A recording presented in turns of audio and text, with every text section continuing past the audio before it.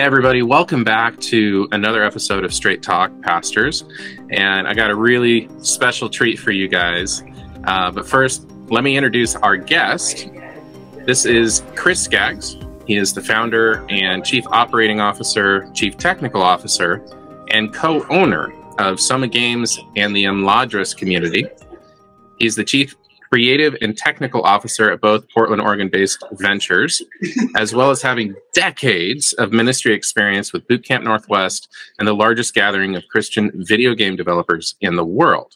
Chris began his work in high tech while serving in the U.S. Navy with VAW 114 and continued through trade school and graduation from George Fox University with honors. His long history of blending the creative arts with technology has led him to create and produce a huge variety of cultural artifacts, including graphic novels, music videos, songwriting, short stories, and of course, over 200 video games and apps deployed on most every platform available, including Xbox, PlayStation, Steam, Alexa, and Oculus Rift. In addition to being a prolific creator, Chris's technical innovation spans decades and was recognized by Intel as a Black Belt Innovator in 2001, their highest award in the field. When he's not blending art and science, Chris speaks and writes in places like GDC, Serious Play, Imladris, IDF, Lion's Den, Casual Connect, and many, many more. Welcome, Chris. Wow, that's quite an intro. Thank you. Of course. I mean, that's quite a storied life already. Before we dive into this episode on calling, I think it would be important to get a couple of contextual questions out of the way for our listeners who maybe are not familiar with what is Boot Camp Northwest. Yeah, sure. So I want to say it was probably 20, maybe 25 years ago now. John Eldridge wrote a book called Wild at Heart.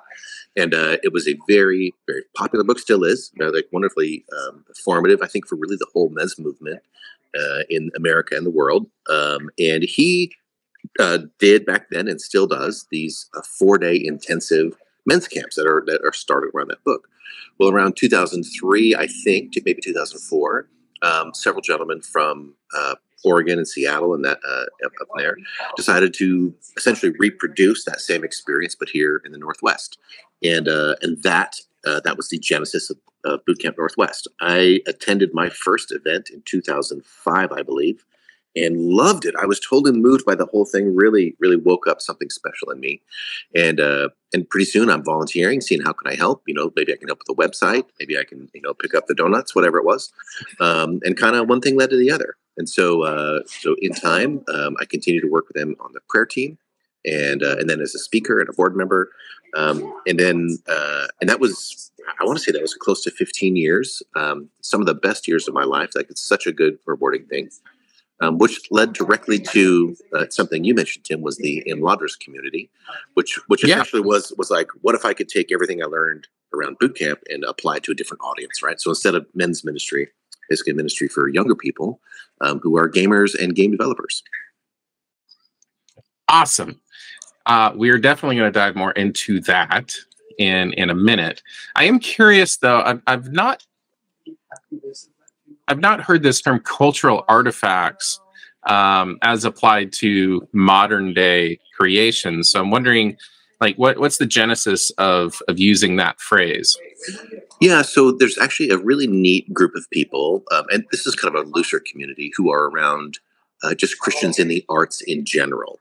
And as you think about like Mako Fujimura, there's a whole group of investors called the Wedgwood Circle. And this idea of like, what is the role of art in the kingdom of God is kind of their central motto. The Wedgwood Circle in particular draws this from back in the, 1800s, when Josiah Wedgwood, who was famous for like crystal and china. So it's like, you may even own some Wedgwood china. But he was a big part of the abolition movement. And back in the day in England, he created a plate that had a slave in chains, and I'm trying to remember the words on it, but it was something like, "Am I not a man? Am I not your brother?" And it was this one thing. This plate was heralded as an artifact of the abolitionist movement because of it. It got into all the rich people's homes. Right, this was a collector's item kind of a thing. And Josiah and William Wilberforce and a bunch of other people they formed what was called the Wedgwood Circle or the Clapham sect in the area, and they changed the world. In fact, there's a whole lot to say to that matter of what William Wilberforce accomplished. Absolutely. That phrase is a cultural artifact. It's like something that sticks around, right? Something that has a lasting impression. And that language has been picked up by a bunch of the artists that I found myself hanging out with. Awesome. And then quickly, Soma Games. What's that about? So it was actually in the same summer as my very first boot camp Northwest. So I'd just been rocked by this program, and certain ideas like hearing God's voice and calling, which of course we plan to talk about, that was all new to me. But just like a month afterwards, there's a long story. You can read it on my website. But the long story short is God told me to make video games, and I thought it was a stupid idea. It's a horrible idea. Not to mention, I have no idea how to do it. Like, for pity's sake, like I'm the wrong person. But he can be persistent, and kind of one thing led to the other. And Soma Games was sort of founded on paper in 2005. We published our first game in 2009, and I believe, and this is hard to verify, but I think we're the longest standing and most prolific Christian-led studio in the world and ever. I think. Wow. Now that sounds more impressive than it is because it's a new industry. Like, there just hasn't been that much time, but I think that's where we are. Fantastic. So, we've alluded to a couple of times already, we're going to be talking about calling, and I'm wondering if you can maybe walk us through how you found yours. Yeah. So I still we're going to talk about Boot Camp Northwest probably more often than not because it was a huge formative piece of my life, and that brings us back to Wild at Heart, this kind of stuff. There was a language that came from John Eldredge and then Gary Barkalow around this idea of our calling being something that is eternal about ourselves, something that, regardless of whatever we're doing on earth, however long it lasts, however good or bad it is, that no matter what, it's always temporal. And the calling that we're talking about is something that is eternal, that it is part of who you were made.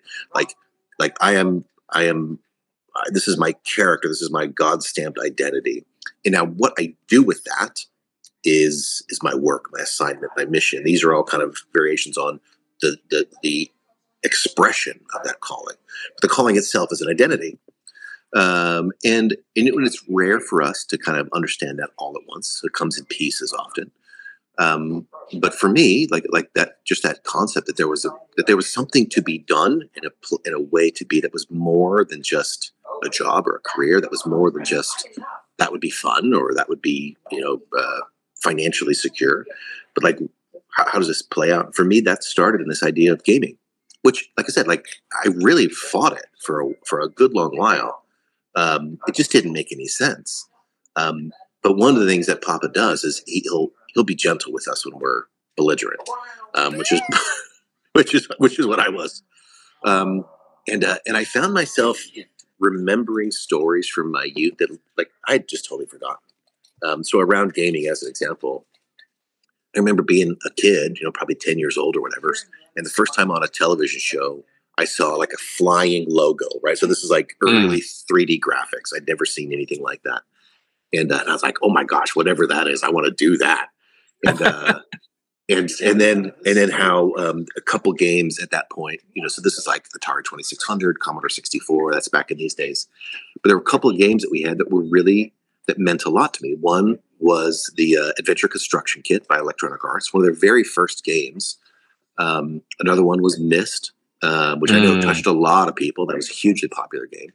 And then another one was a text adventure called Pirate Island by Scott Adams. These were games that I would always say like they mattered to me, and especially because in the two cases, in Adventure Construction Shop and Pirate Island, it encouraged me to make my own game. Adventure Construction Shop was literally an adventure construction game to make other games. It was cool, and so you could write your own stories and graphics and really really neat stuff, and then share them with your friends. But with Pirate Island, my buddies and I, we would collaborate on this big text adventure. And we wrote our own, and we would trade back like pages and pages and pages of code because you had back in those days you had to type it all in every month. Like you didn't memorize stuff. Yeah.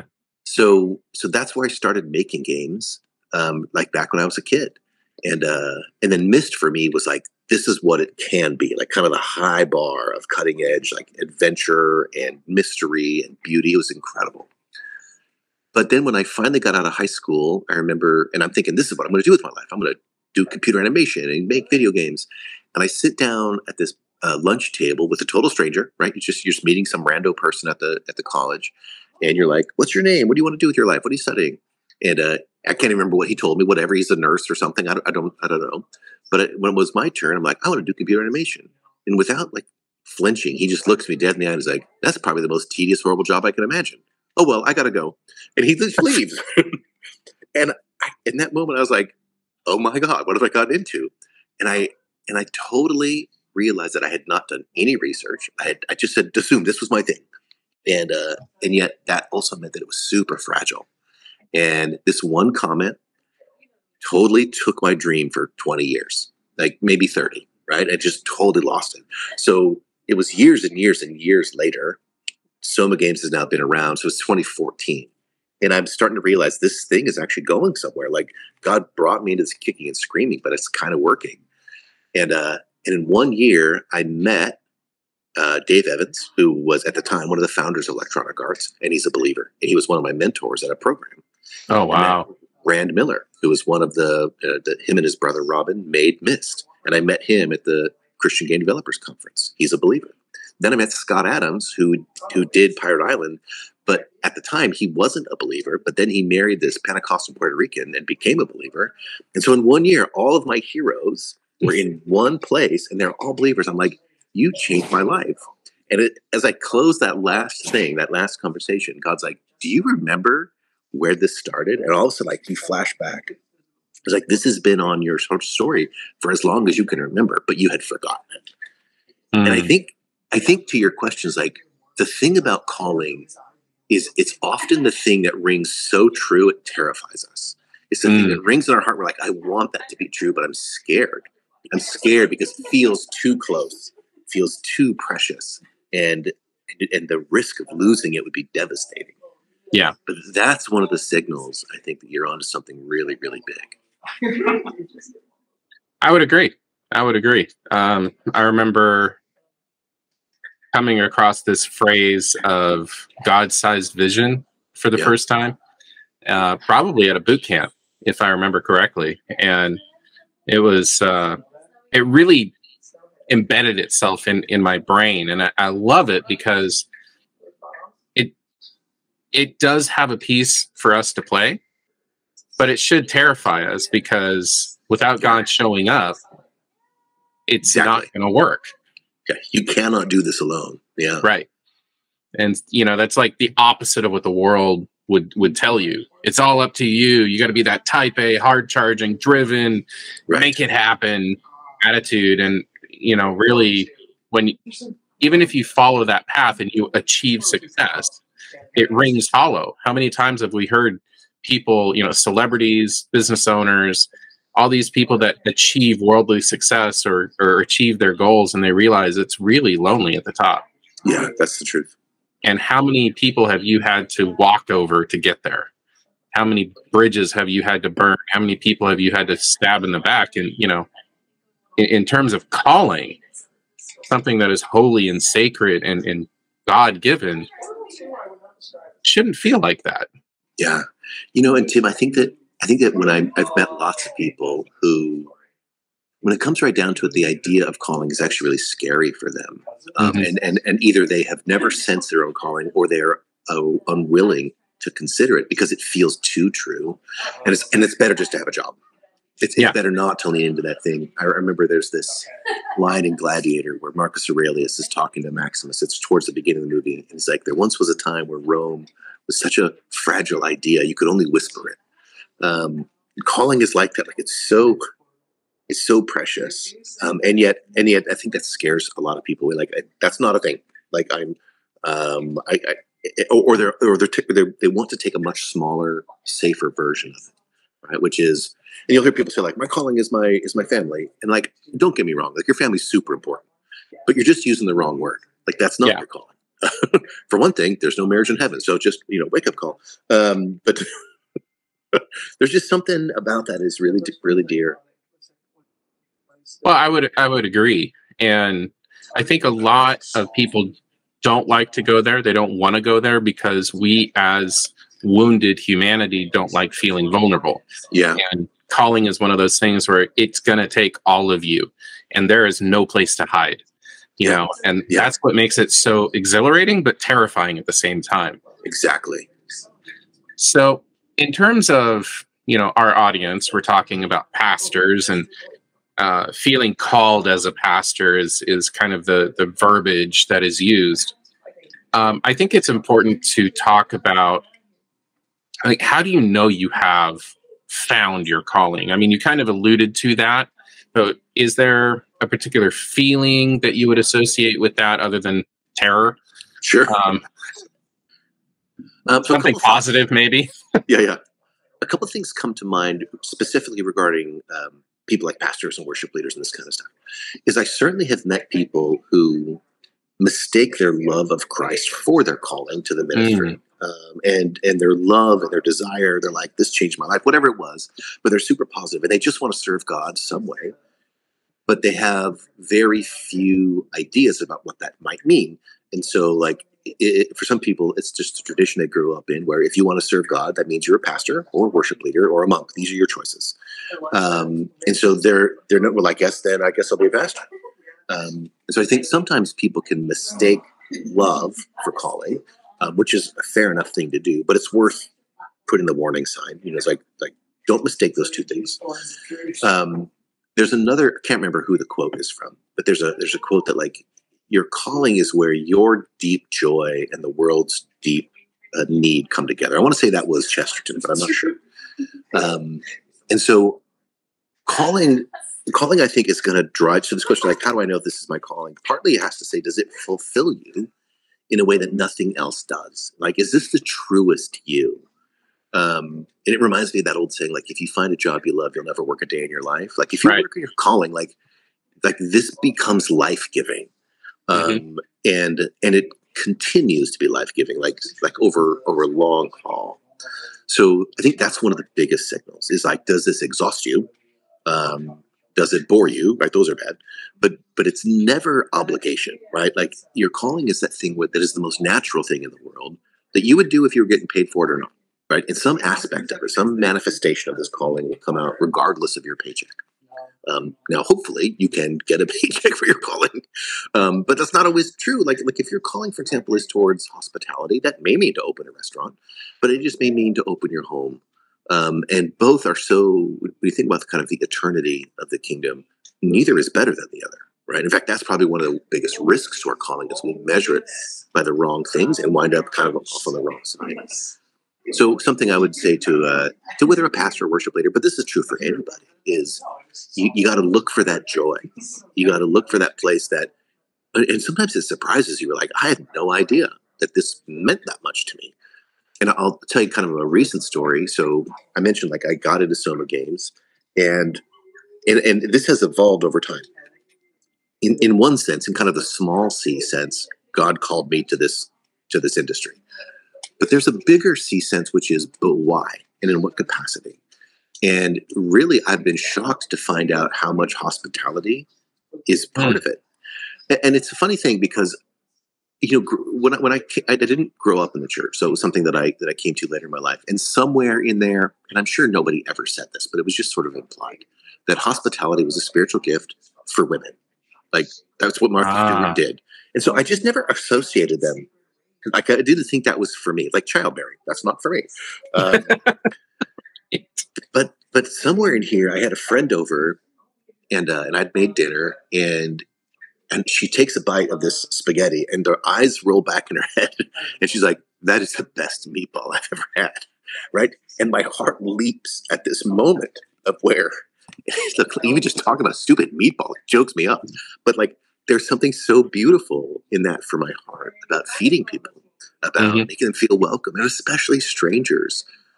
And so I've really come to see there's something very deliberate in God's call for me about hosting people, about bringing people together. And so as I've gone, and so we mentioned Imladris in the intro. Imladris is the outgrowth of Soma. Soma started of, like, it's one person. We've got a company. Now there's more people. I'm trying to host employees. I'm trying to host guests. You're trying to host players. But now it's grown into this other, like almost like an evolution of that same vision. Like now let's host all the game developers. And so the calling hasn't changed, but the manifestation of it has. Yeah. And for me, like there was something that started pretty broad, like you'll be working in gaming, and little by little it kind of tightens and purifies and clarifies. And so and this is a work in progress, right? But there's something here that is so it's like you said, like I could never have done this myself. And now when we do like a big Bilbo's party at this thing, we throw up, all the candles and the cake, and people are just like losing their mind, and they're wearing elf ears, and like it's so fun, and that brings me alive in ways that's what you're looking for. You're looking for that thing like I could never believe that this is my life, and sometimes that's just for an instant, right? Like that interaction, that moment, that success, but it'll shock you. That's the scent, I think, of calling. Well, it's interesting too. You telling the story about meeting that random person at college that just completely derailed you, and how Papa like redeemed that for you. But it wasn't immediate. Right. It was, it took time. Almost like he's stepping back and saying, okay, you go your way. I'll be right here. I'll be waiting. And I think, okay, we've talked about what calling is, and you've kind of alluded a little bit to what it isn't. Mm-hmm. But do you have any more that you can dive into a little bit in terms of what is it not? Yeah. What are we not looking for? It is definitely, and these are not bad words, but it is definitely not your job. Even if your job reflects your calling, that's still not your calling, right? So you got to understand what's underneath it. What is the motive? What is the thing that you bring to the kingdom? And there's a lot to be said of like, your calling is eternal. We've said this before, but that means that whatever the expression of that is has to make sense in the kingdom of God. So your calling will never be healthcare, because in the heaven, there's no healthcare, right? We're healthy. We don't need doctors and lawyers. But what's underneath that is a care for people. What's underneath that desire to be a doctor or a nurse or whatever else is that care for other human beings. And I'll tell you, like that's you got to understand what is beneath it. I remember another story of a gentleman who was a teacher, and thinking that kind of this that he imagined himself to be about math, right? And until it was time for him to retire, and he didn't know what to do with himself. And then one day he's working out in his garage fixing his car, and the neighborhood kid comes by and like, "Can you show me what you're doing?" And pretty soon, weeks go by, and now there's like half a dozen kids who are with him every day just to help old man, right? Kind of like work on his car. And he suddenly snapped up and was like, "Oh my gosh, this whole time I just love kids." And somewhere he had lost that in all his years teaching math. Like somewhere he had got jaded and gnarly, and he probably entered teaching remembering I love kids, but somewhere there he lost the scent of his calling, and it had become a job. So I think that's an important thing, is that your calling is not your job.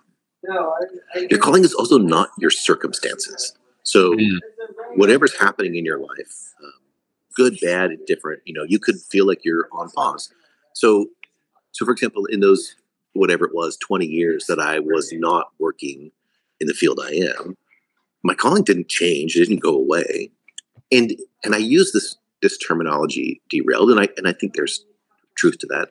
But I can't help but wonder if there's also just a timing component. Maybe it wasn't time. Maybe it wasn't time for the world because games had not conspired. Maybe I wasn't ready. So timing has to be like a thing that you're willing to say, like, that's up to God. And your calling is never a person, like another person, right? That can be an expression of your calling. That can also just be a part of your life. And so it's really important here, because I never want to sound, when we use this language, I never want to sound like we are dismissing or diminishing any of the really other beautiful things that people do, like their calling, like their family, like their kids, like their job. Those can be gorgeous, wonderful things. It's just not the same thing. And I think that when we learn to look underneath the specific expression of our calling, we can see something truer. And that's, I think, where we kind of really suck the marrow out of like the beauty that kind of thing can be. Absolutely. Absolutely. I think it's also important, specifically for some of the denominational leaders. How does calling fit into the larger context of a world at war? You know, for those people that were not necessarily familiar with Wild at Heart or the idea of spiritual warfare, using your case, like you were derailed by this individual, but when you contextualize that within the idea of warfare, what does that signify for you looking back? Yeah. So I have this like kind of mixed feeling. On the one hand, I wonder, like, is that a place where the enemy took me off mission? Right? He saw a vulnerability. He took me off guard, and lost who knows how much time. Right. So I really think it's hard to discern all these years later, but it certainly makes sense. And so the idea that whatever God made you to be, and you think about like an army. There are so many parts to an army, and it's not just the guy with the gun, right? Like that is an important part, but so is all the supplies, so is all the training. Like there are thousands of jobs that have to get done for that army to work well. And that reflects God's notion of the body of Christ, right? Is that there are all these different parts. They are all necessary. The nose can't say to the eye, I don't need that. And that's a mystical thing. It's not just a metaphor.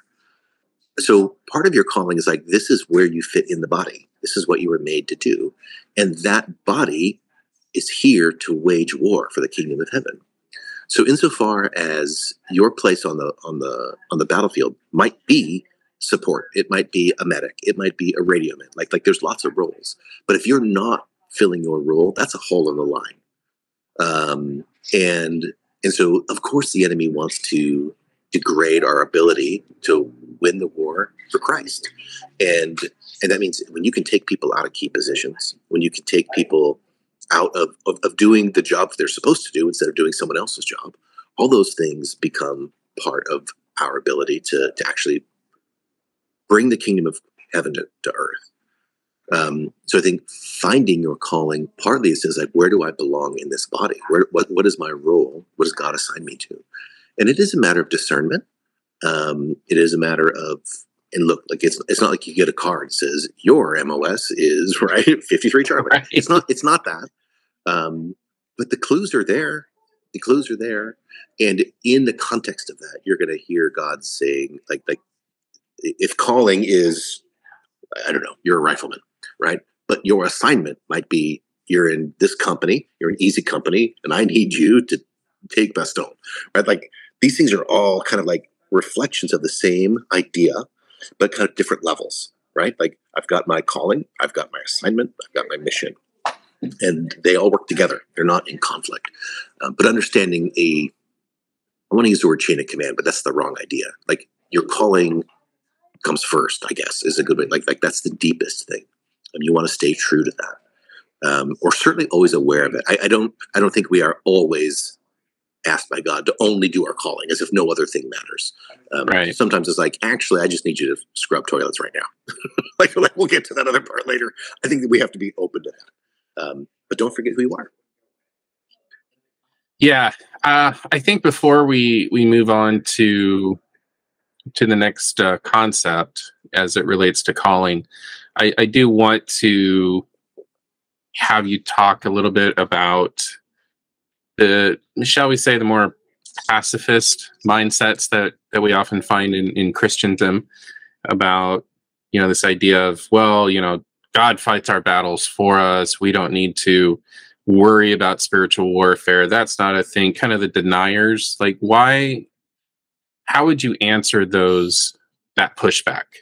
I mean, I just go right to scripture, man. Like this, like I got to be honest. Like that line is like, you are not reading the Bible. And you got things like First Peter, like the devil wanders around like a roaring lion. He is talking to Christians, right? Yeah. And you cannot read.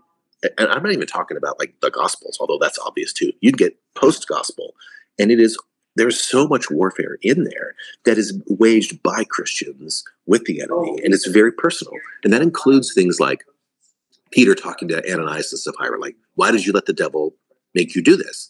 It's like indicating spiritual warfare, like the devil incited you to lie. You've got Peter again talking about just the roaring lion. You've got Paul talking about you have to stand firm. Why do we have the weapons of warfare in Ephesians 6 if it's not to fight? It's ridiculous to think that warfare for the daily Christian isn't real. Like that is the most unbiblical. Okay, not the most unbiblical, but it's unbiblical. It's up there. It's up there. But I think it's ones I get my hackles up on that. But then you're like, but why would someone be motivated to think that way? And I think there's a couple things. One is warfare scary. And if we're honest, like I would rather that Christ fought my battles than I do, right? I would rather that it was that way. And I think especially spiritual warfare feels so foreign, so mysterious. It's like, I don't even know where to start, man. And so it would sure be easier if like, nope, not my problem. That would feel better. So I think that sense of like powerlessness is a thing. There's also a notion of responsibility. Is if this isn't my battle, then it's not my problem, right? And so the places where I have open doors in my heart to possession, to demonization, the places where like I have been, I've neglected like my own spiritual hygiene and health. So I'm stuck in sin and it really doesn't matter because it's under the blood. Like one thing that we can do is like we avoid responsibility for the warfare in our lives and our families and those around us because we're like, it's not my problem. So sometimes I think it's that. But I think also there's another thing that says the devil's first thing he wants to do is cut you off from communication. And he wants to convince you that there's no warfare because it helps him.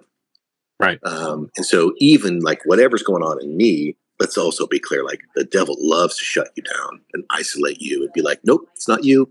Or rather, it's not the devil. It's just you. It's your own problems. And if it's not your problems, it's God because he's a jerk, which is the same thing he has always said, right? Right. God's holding out on you. So on the one hand, like we have to expect that there's going to be people who bite that lure, right?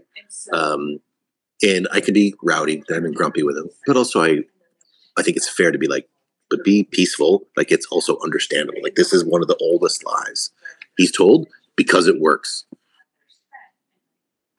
Yeah.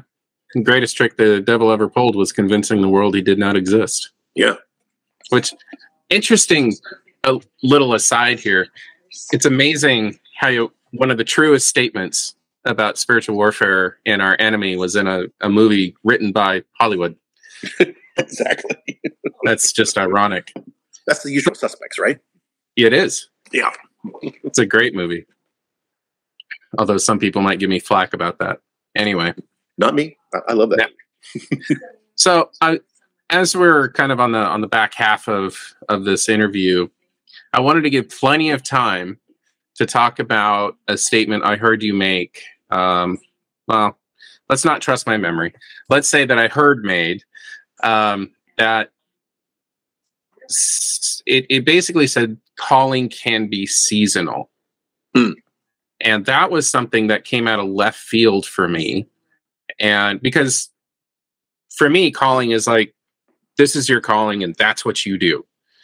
Like that is your life. Not necessarily your job, as you've stated, but this is your mission. So the idea of calling being seasonal seemed really foreign to me. And I'm wondering if maybe you can speak to that, unpack that. And I would imagine that is a concept that is fraught with traps. Yeah, I think, I wonder, so is that something you heard me say? Or is that something you just heard around? I want to associate it to you, but I don't trust my memory. If it was me, here's what I was probably talking about. Because I can imagine myself saying that. And here's what I would have been talking about is I have seen my own calling, in one sense, deepen. And depending on kind of how you look at it, it has evolved. In one sense, like the expression of that calling has changed over time. And so you might use another word for that, which would be the assignment or my mission. But also I've seen that I found a multidimensionality to that question of calling that, to be honest, when I was younger, I didn't anticipate. So as I walk with Christ more and as frankly, like it's one thing to say, like my calling towards gaming, I think, is to really look after a particular IP, a particular genre, that kind of thing. But it has grown. I think that's the same way, like in some way, like there's a very clear line between all these different seasons. But in other ways, from the outside especially, you might look and say, I didn't realize that's what was going on there all the time. So if I said that, I was probably talking about I have been surprised as I've walked with God more and more to see that whole idea of calling, frankly, be a lot more nuanced and evolutionary than I had expected, which is to say, definitely still the seeds of where I am today were being planted 20, 30 years ago. So I could still see that there.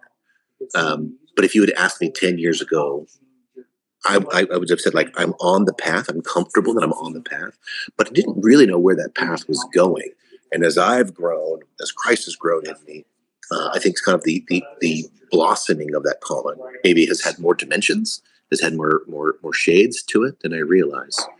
But from a totally different angle, like, but it's the same tree, it's the same root, it's the same idea. So I'm trying to remember, and like I said, I don't doubt that I said it, but I don't remember the context right now. That feels like the kind of thing I would say.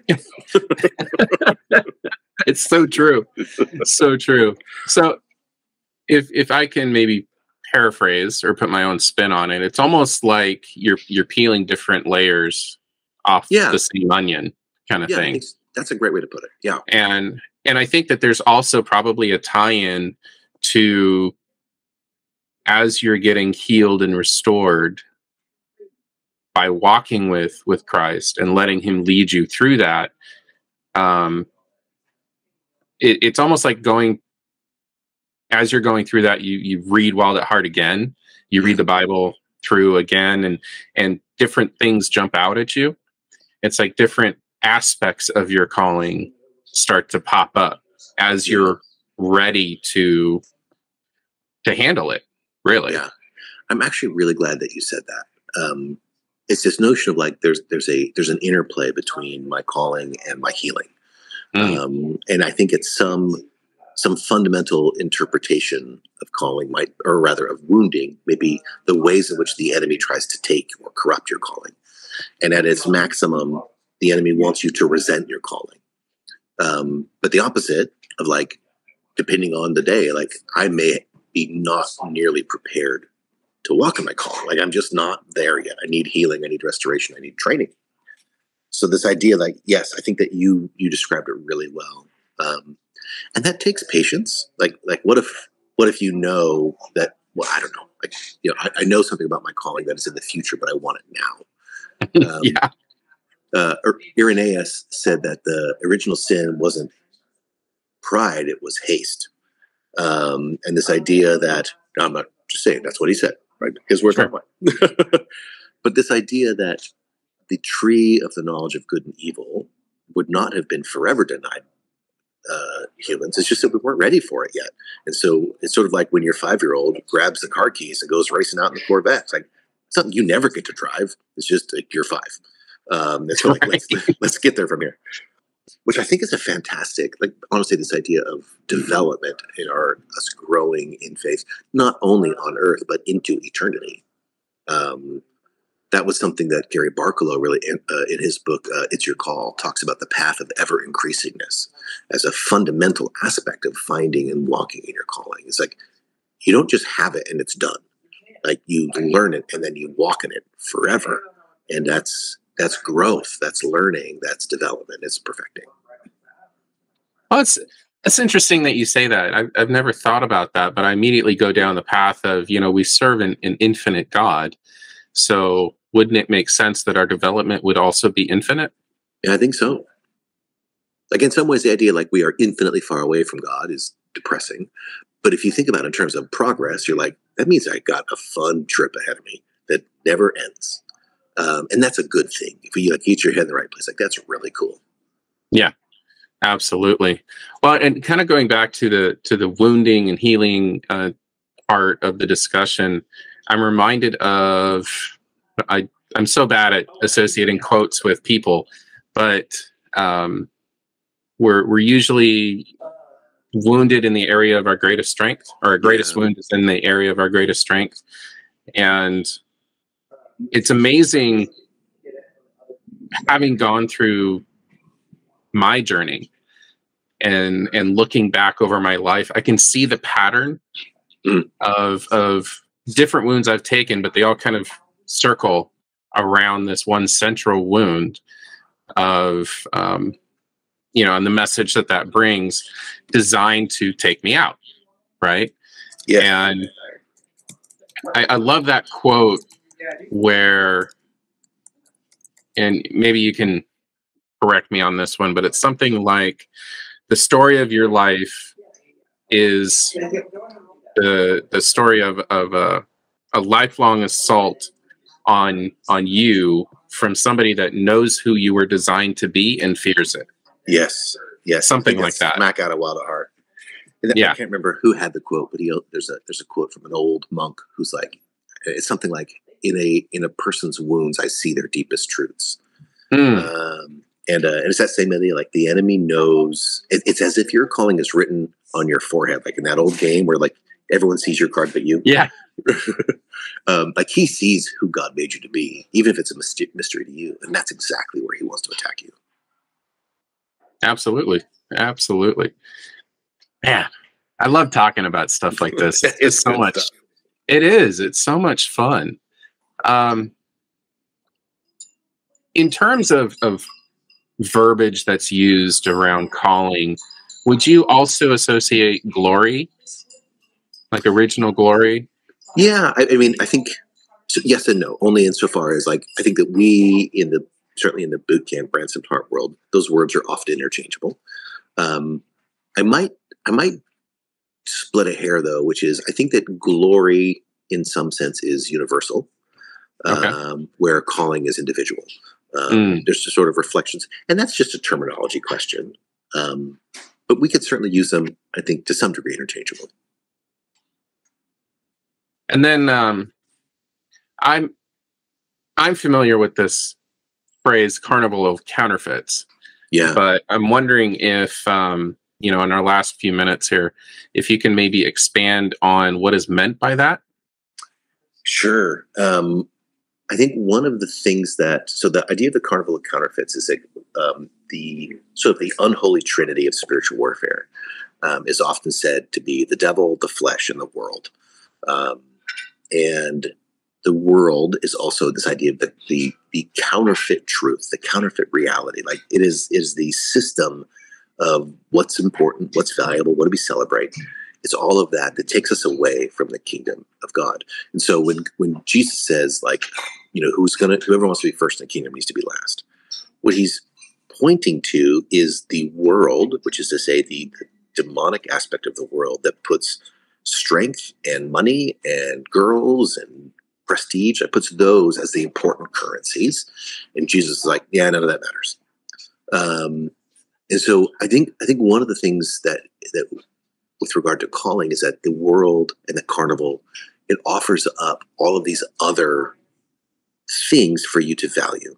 And so not fulfillment necessarily, but success. And one of the easiest ones that we can get really sidetracked on is we can mistake something that we're good at for something that is our calling. Yeah. I might be really good at selling things. Right? I could be a great salesperson, and that can lead to a lot of financial success and rewards and that kind of stuff. I might be really good at leading people. I might be really good, for that matter, at making an apple pie. And all those things might be good, but if they are feeding into a sense of pride, if they're taking you away from the kingdom of God, and Lord knows, like, what we are good at, because it's typically rewarded by the world, can keep us away from our calling. Because we're like if we mistake, and this is kind of, I think, the danger of the prosperity gospel. Like, if we mistake material reward for calling, and I don't say that they're absolutely disconnected, but they're not linear. Then we can really easily think like, well, I got paid, so I guess that's my calling, right? I guess that God wants me to do. But the truth of the matter, you could be really bad at your calling. You know, like from a skilled perspective, this might not be a skill that you have. but that doesn't change kind of where you are. Alexander Solzhenitsyn was a dissident in the Soviet Union, and he wrote a really, really, like literally world-changing book called the Gulag Archipelago, and he describes this idea of where it's late in his life. I want to say he's probably in his late 50s, 60s. And he says, it appears to me that there's a place in the world that is opening up only just now that is perfectly shaped for me. And I would have never known this, but that every day to my life to this point was preparing for this moment. And he's talking about like basically the fall of the Soviet Union, and to some degree the fall of global communism. That was something that I think he would have said, like, this was a thing that I suck at. And what made, and this is where like Paul talks about, like, it's in my weakness that God is strong. What made me prepared for my calling might simply have been suffering. It might simply have been endurance. And it is, we don't want to mistake competence for calling. Those are not the same thing. So this idea of the counterfeits, though, is like the counterfeits wants to offer you all these other ways to measure your success, to measure your calling. And that could be money. It could be girls. It could be, I don't know, it could be notoriety. You know, I think that every sphere of human endeavor has its idols that reward you with things that are not God. You know, in Hollywood, it's often fame and fortune. And it's like this glittery thing. But that's not, I think that's the part of the counterfeit thing, is it wants to offer you all these other stuff. They're usually much easier. They require far less of you. And I think one of the things about calling that's worth contextualizing is, like, in one way or the other, walking in your calling will require your life. It will require everything that you have. And so, like, now you know. So, like, suck it up, Buttercup. That's just, you're going to walk in this path. That's where it goes. Every one of us. Well, yeah. And I think it's important also, just as we wrap up, I'm reminded of the Samaritan woman at the well, you know, and yeah, Jesus asks her if she wants, you know, this water that he gives, because she'll never have to drink again. And I think we can draw an interesting parallel from there, where it's like, when you found your real identity, when you found your real calling, you're grounded in that, in God. You don't have to keep going back to that well for validation or security or fulfillment, because you have that inherently. Right. And only God can do that. So I just think that's so awesome. That's so awesome. So cool. Super fun. Well, Chris, I need to respect your time, and I appreciate you coming on, and we'll make sure that there are links to Soma Games and Imladris if people are interested in checking that out. And yeah, I can't thank you enough for coming on and being a guest, helping me discuss this fairly complicated topic. And I'm so glad to be here. Thank you, Tim. And maybe we'll have you back for spiritual warfare and a couple other topics, because you're just so good, man. Thank you so much. But yeah, thank you guys for watching, and we just pray that God continues to guide you, direct you, lead you, be behind you, in front of you, and especially between you and your members and those you minister to, because that is important. Right. So God bless, and we'll see you next time.